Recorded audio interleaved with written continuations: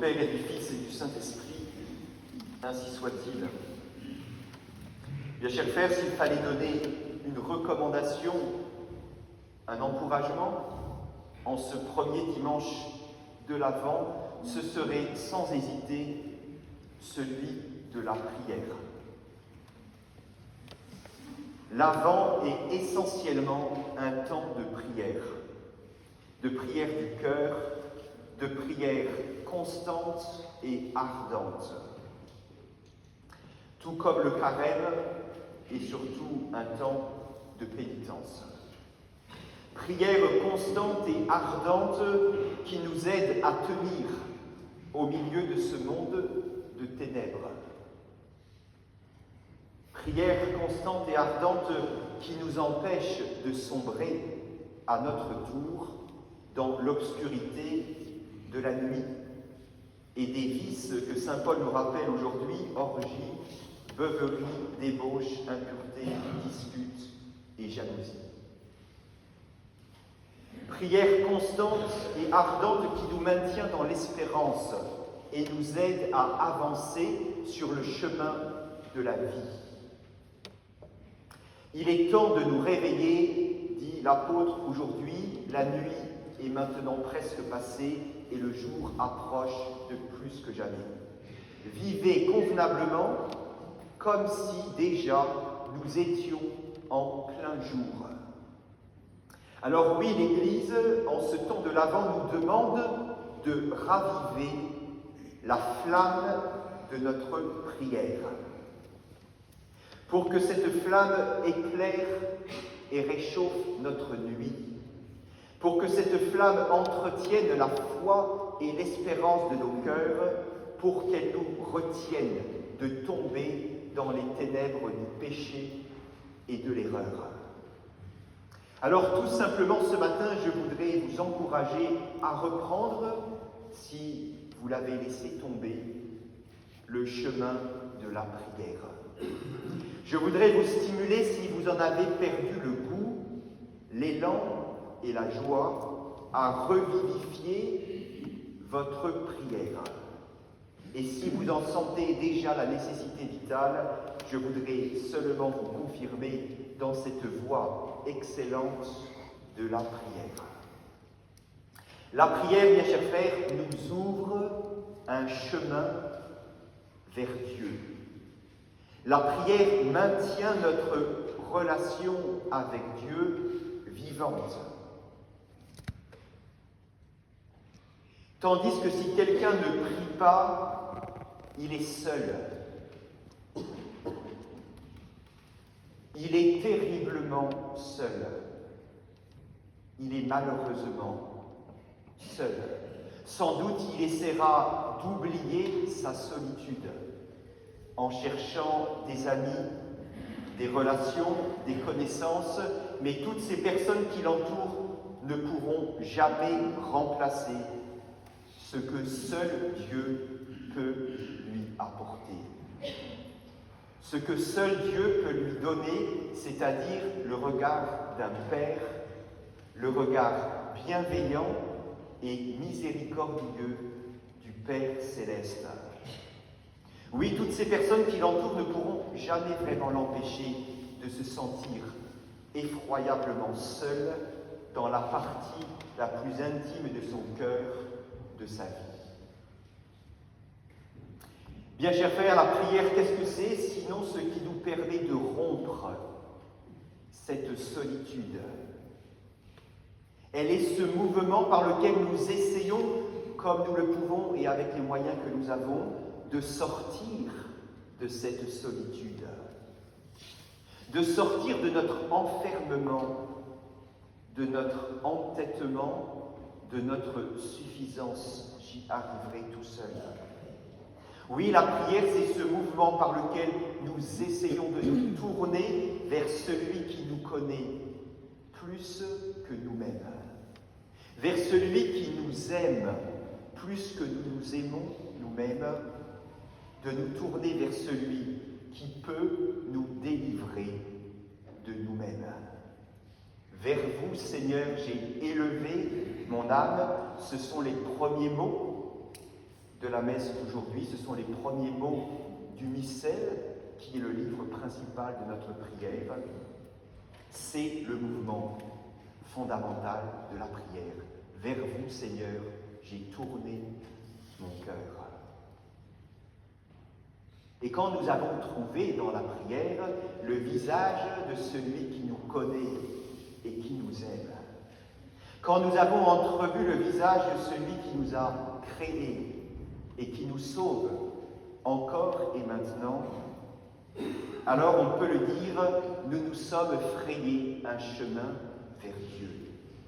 Sans doute cela ne se fait pas du jour au lendemain, mais peu à peu nous nous habituons à ce Dieu qui nous aime et qui nous appelle au bonheur. Nous entretenons avec ce Dieu de toute bonté une relation de confiance, d'abandon, de foi et d'amour. La prière, bien chers frères, n'est rien d'autre que cela. Quelque chose de très simple, quelque chose d'accessible vraiment à tout être humain, mais qui exige qu'on ne se dérobe pas au regard de notre Père du ciel. Qu'on ne se dérobe pas au regard de Jésus-Christ en croix à celui de la Vierge Marie. La prière nous ouvre un chemin vers Dieu. Et elle nous ouvre par conséquent des chemins vers autrui, vers notre prochain. Si quelqu'un ne prie pas, bien chers frères, il est seul, il est terriblement seul, il est coupé de Dieu, on l'a dit. Mais il est encore coupé de beaucoup de ses prochains. Sans doute il a ses amis, ses connaissances, ses relations, mais il a aussi ses ennemis, ces personnes qu'il ne veut pas connaître, ces relations qu'il ne veut pas nouer. Il est coupé d'une partie de l'humanité qu'il ne veut pas reconnaître pour telle, parce qu'il n'a pas, dans sa prière, découvert le visage d'un père. Il ne pourra jamais montrer le visage d'un frère, d'une sœur. Parce qu'avec la prière, il ignore le cœur de ce Père céleste, il ne pourra jamais revêtir les entrailles d'un enfant de Dieu. Oui, bien chers frères, c'est curieux et inattendu peut-être, c'est pourtant profondément vrai, la prière nous ouvre étonnamment des chemins vers le cœur d'autrui. Comme si en ouvrant notre cœur, la prière nous apprenait à ouvrir celui des autres. Comme si en nous ouvrant le cœur, notre prière débloquait aussi celui des autres. Toutes nos relations difficiles, conflictuelles avec le prochain, et elles sont nombreuses, elles sont inéluctables, qui n'en a pas. Toutes ces relations peuvent s'apaiser et se détendre si nous entretenons en notre cœur la flamme constante et ardente de la prière. Alors oui, on y découvrira des chemins de réconciliation qui jusque-là nous paraissaient inatteignables.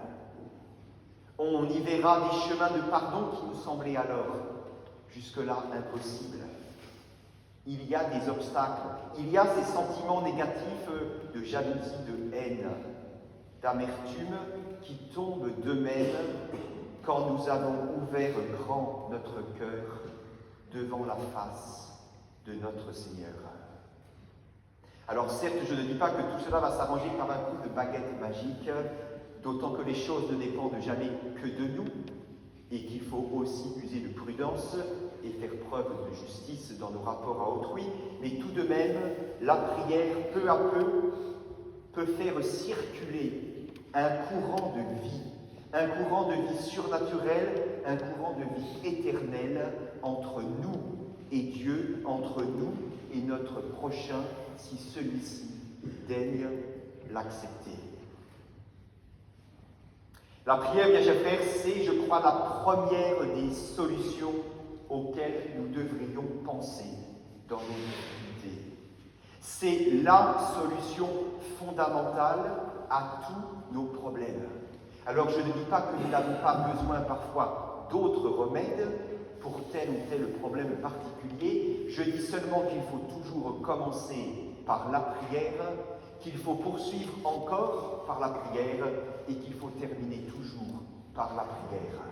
Trop souvent, me semble-t-il, nos problèmes et nos difficultés nous absorbent et pressés que nous sommes de trouver des solutions immédiates et efficaces, nous oublions la première d'entre elles, la prière. Mais je vous le demande, que peuvent tous nos remèdes et toutes nos solutions si nous n'avons pas le cœur habituellement ouvert et réceptif à la grâce de Dieu, si nous ne nous frayons pas un chemin vers Dieu et vers notre prochain? Prions-nous suffisamment? C'est la question que je vous pose ce matin. Prenons-nous assez de temps et de bon temps, un temps de qualité, pour ouvrir notre cœur à Dieu, pour nous laisser aimer et connaître de Dieu notre Père et de la Vierge notre Mère? C'est la question peut-être qu'en ce début du temps de l'Avent, nous pourrions nous poser sérieusement. Alors à chacun d'y répondre dans son cœur, non pas en se comparant au prochain, cela ne sert à rien, car nous sommes tous différents, mais en se plaçant sous le regard de Dieu. Oui, notre prière est-elle suffisamment forte et régulière pour nous porter? Et Dieu sait que nous sommes lourds parfois. Est-elle suffisamment forte et régulière pour nous porter, nous, avec le poids de nos soucis, de nos inquiétudes et de nos difficultés?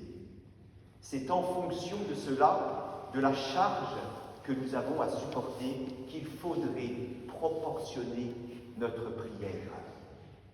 Alors que ce temps de l'Avent, bien cher Père, nous donne l'occasion de réajuster notre prière à nos besoins du moment, de la reprendre si nous l'avons laissée de côté, d'y retrouver du goût, de l'élan, de la joie, si nous nous en étions lassés, de la poursuivre avec plus de détermination encore, si nous y étions fidèles.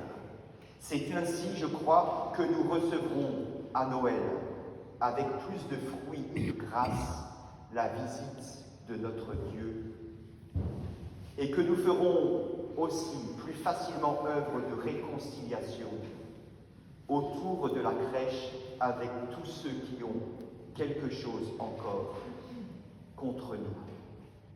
Au nom du Père et du Fils